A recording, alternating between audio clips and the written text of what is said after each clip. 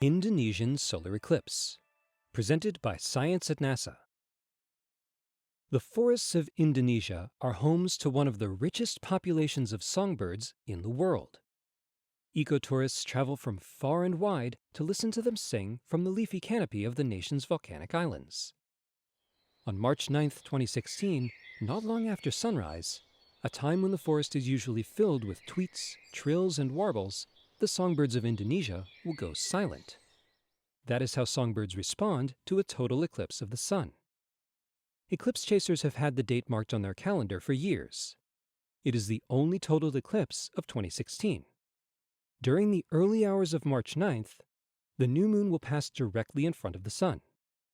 The moon's shadow will lance down toward Earth, making landfall initially in the Indian Ocean, racing across Southeast Asia, and from there onto the Pacific Ocean, where the eclipse will be partially visible in parts of Alaska, Guam, Hawaii, and American Samoa. Inside the moon's cool shadow, skywatchers can look up and see the sun's ghostly corona, a mesmerizing sight. Sarah Yeagley, solar scientist at NASA's Goddard Space Flight Center, says, "I cannot stress enough how special solar eclipses are. Eclipses let us see a region of the sun's atmosphere called the corona that is generally invisible to us. We can see the sun's corona from satellites and ground-based observatories using devices called coronagraphs. But we simply cannot build a coronagraph that is as good as the moon passing in front of the sun. The large size of the moon and its distance from us means less stray light from the sun can scatter around the edges and interfere with observations of the sun's faint atmosphere." She emphasizes that the brief glimpses of the corona during total solar eclipses are not to be wasted. The experience of a total eclipse is, however, more than just the sight of the corona. It is also the feel of the moon's cool shadow that lowers air temperatures by as much as 5 degrees Fahrenheit inside the path of totality. And it is the sound of wildlife responding to the odd and unexpected nightfall. Songbirds go quiet. Frogs and crickets replace the birdsong with their own nighttime chorus.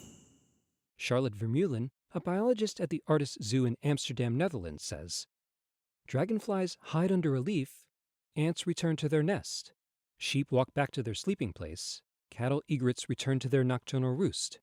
Diurnal grasshoppers chirp more slowly and then stop." In August 1999, there was a 98% partial solar eclipse in Amsterdam. She recalls many people coming to the zoo during the eclipse just to see the reactions of the animals. On March 9th in Indonesia, totality will last for about 2 minutes, giving humans and wildlife alike plenty of time to react. NASA scientists will be in Indonesia using the eclipse to test a new telescope configuration designed to study the solar corona. The new instrument will be able to observe the temperature and velocity of material in the solar corona, providing information that could help scientists understand the physics of the corona, including how the sun's atmosphere gets so much hotter than its surface.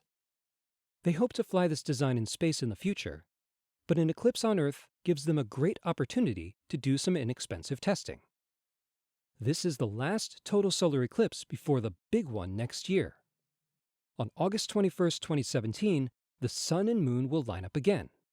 This time, the moon's shadow will cross the continental United States, creating a total eclipse in easy driving distance of tens of millions of people. It will likely be the best observed eclipse in human history. If you plan to be one of those eclipse chasers, just remember, there's more than one way to experience an eclipse. See the corona, feel the cool air, listen to the songbirds and other wildlife. The preview begins in Indonesia on March 9th.